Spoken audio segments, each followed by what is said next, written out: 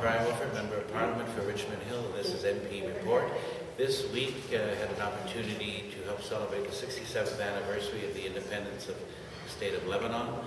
Again, an opportunity to talk to many diplomats in the Ottawa area to talk about both bilateral relations with Lebanon, also discussions with the High Commissioner of Jamaica, and also discussions with the Ambassador of Brazil.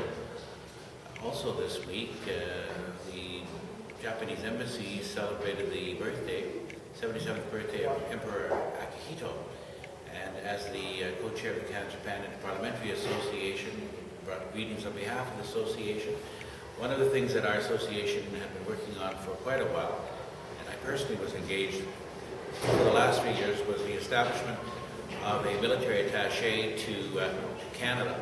Finally, that has occurred. The Japanese have agreed, and we now have Major General Nodani as the consul at the Council for Military Affairs, and that's particularly useful in our ongoing relations, both in peacekeeping and in training exercises. Also this week, had the pleasure of asking the Minister of National Defence in the question period about the F-35s. The Liberal Party is not going to cancel any contract.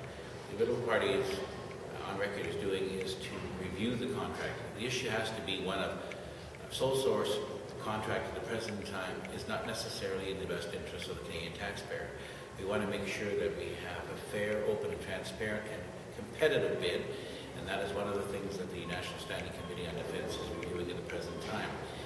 And as the Vice Chairman of that committee, I am asking those questions to ensure that, in fact, we get a contract which is in the best interest of Canadians, and even more importantly, has economic spin-off benefits for Canadians, both for Canadian workers, for Canadian researchers, etc.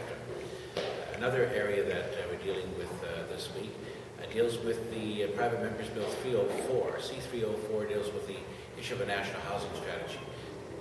This country is in desperate need of a national housing strategy, and I'm pleased to say that other than the Conservative Party, all parties supported at third reading C-304 for the establishment of this national strategy for housing.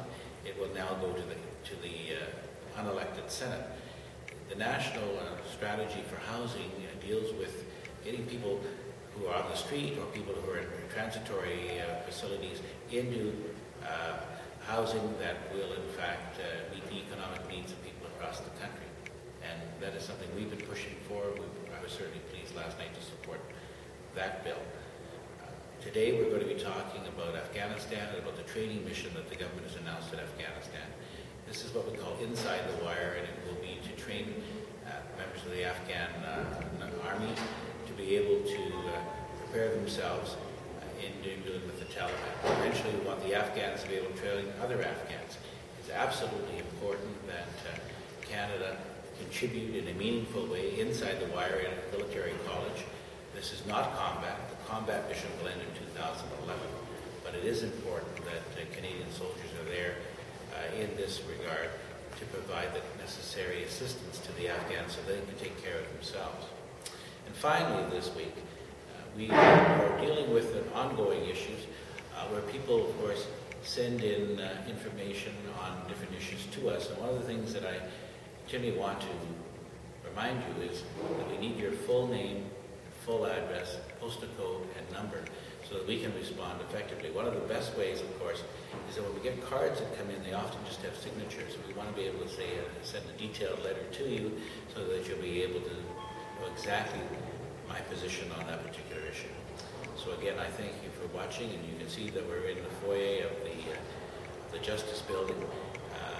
Christmas is coming soon, and we have a beautifully decorated tree here, and we're all getting in the Christmas spirit here, and hopefully that will continue both here and in the House of Commons. Again, Brian Wilford.